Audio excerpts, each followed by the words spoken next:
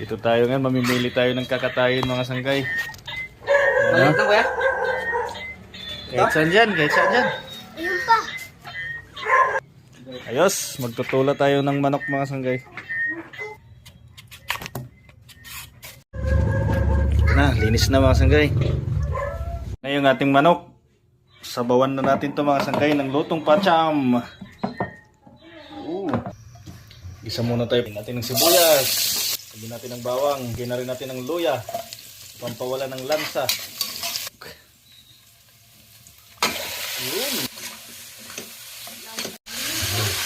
Lagyan natin ng tubig. Yan, ilagay natin ng tanglad o lemongrass. Tapos isabayan natin ng papaya para